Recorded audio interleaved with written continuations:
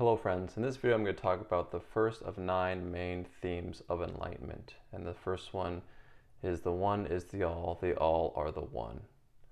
Now these 9 themes or ideas or keys are shared amongst almost all masters, religions, spiritual texts, sacred text, modern channel text.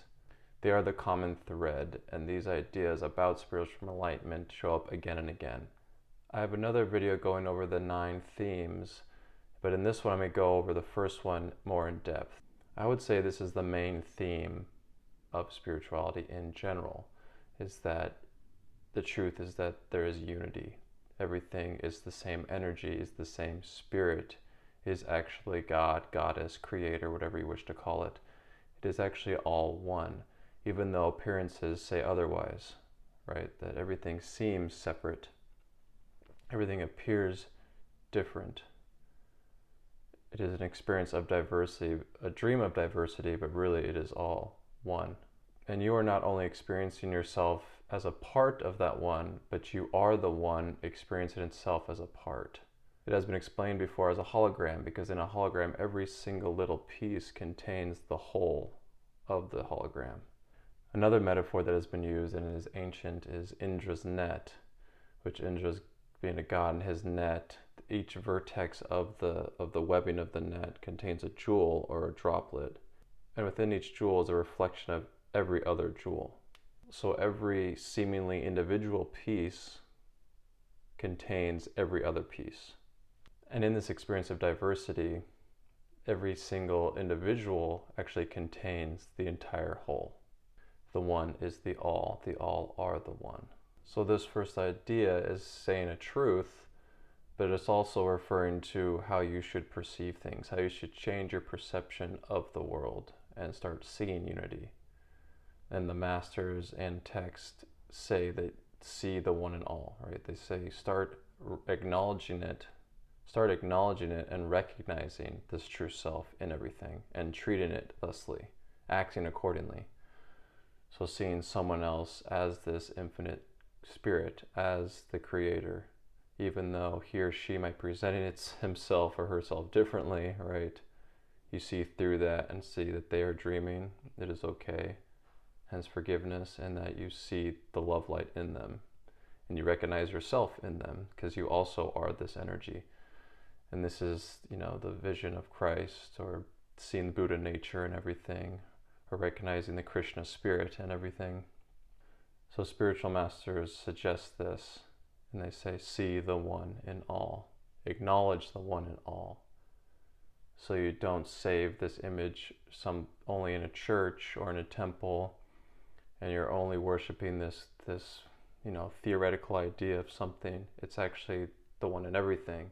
So you cherish and worship and acknowledge and honor the energy in everything, right? In the bug, in the grain of sand, in the river, in the seed, in the dog, in the celebrity, in everyone, in the outcast, in the homeless woman or man.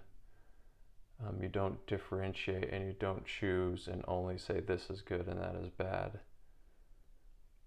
And this is the vision of unity.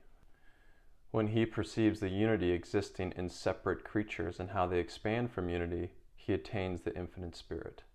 And that's from the Bhagavad Gita, translator Barbara Stoller Miller. Now here we say Krishna talking to Arjuna, the same advice that I was speaking of. See even in separate creatures the one spirit. And when you do this, you attain the infinite spirit. So by you acknowledging it in others, it awakens within you. It's like looking in the mirror, and if you acknowledge it there, it is acknowledged within you. As you perceive, so shall you receive.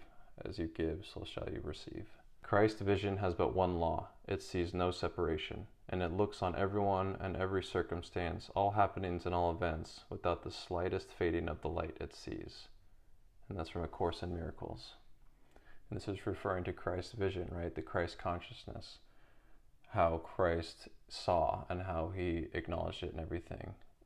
There's no exceptions to it. He sees the one light in everything. Your world is populated by self with a capital S. That's from Emmanuel's book 2. Every being in the universe is an expression of the Tao.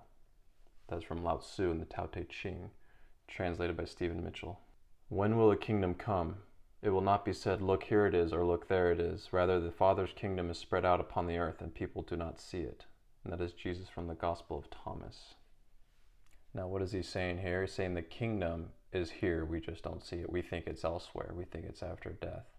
But the kingdom is here. And what does he mean by kingdom? What is he referring to with this term kingdom? I do not take it at the same viewpoint or definition of Christianity or Catholicism. I believe the same thing as what channeled guides through Paul Selig share. They say that the kingdom is the acknowledgement and remembrance of God in everything. So the kingdom is on this earth right now, and it's when you fully see and acknowledge and feel that everything is God. That is the kingdom. It's paradisial, it's heaven, because you remember unity and you feel it. You acknowledge and see that everything is actually one love. That is the kingdom. So that is your enlightened state. The enlightened state is you in the kingdom, which you already are and always have been. You just remember it. So you don't really enter it. You just remember that you've always been there and awaken from the dream of separation. He really sees, who sees the highest Lord standing equal among all creatures, undecaying amid destruction. That is from the Bhagavad Gita. He who sees the Supersoul equally present everywhere in every living being does not degrade himself by his mind. Thus he approaches the transcendental destination. That is also the Bhagavad Gita. I am the light that is over all things. I am all. For me all has come forth, and to me all has reached. Split a piece of wood, I am there. Lift up the stone, and you will find me there. And that is Jesus from the Gospel of Thomas. Now you see here Christ is referring to himself. He says, I am. And Krishna in the Bhagavad Gita says also, I am in the hearts of everyone. Now they're referring to their true self, not their ego self, not their just their body, not their personality. They acknowledge their true identity and recognized it as everywhere. I am the light over all things, basically saying I am spirit, I am the one in all things, claiming it and embodying it. Whatever is here, that is there. What is there, that again is here. He obtains death after death, who seems to see a difference here. By the mind, indeed, is this realization to be attained. There is no difference here at all. He goes from death to death, who seems to see a difference here. That's from the Katha Upanishad. And here in the Upanishads, they're referring to that idea that you break the cycle of reincarnation once you become realized. And breaking that cycle, how you do that is realizing the unity, becoming enlightened by realizing this unity and seeing it everywhere, seeing the true light in everything, despite appearances. What is right here is the same over there. What is over there is the same right here. I am you and you are me, and where you are, there I am. I am sown in all things, and when you gather me, it is you yourself whom you gather. And that's from Jesus from the Gospel of Eve.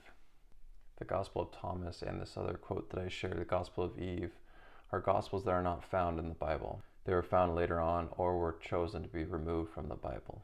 And here's another example of that, the Odes of Solomon. His opening of me became my salvation, and speaking waters touched my lips, and the Lord was like the sun shining on the face of the land, and everything became like a relic of thyself. Odes of Solomon, Ode 11. I really adore the Odes of Solomon, the way he or she describes poetically the experience of realizing the unity. The Lord was like the sun shining on everything, and everything became a relic of thyself.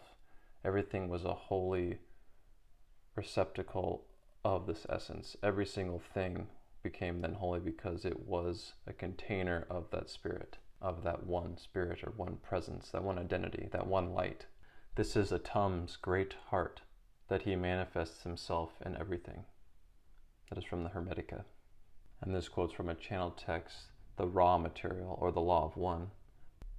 It shall be understood that any portion, no matter how small, of any density or illusory pattern, contains, as in a holographic picture, the one creator which is infinity. Thus all begins and ends in mystery. Whithersoever ye turn, there is the presence of Allah.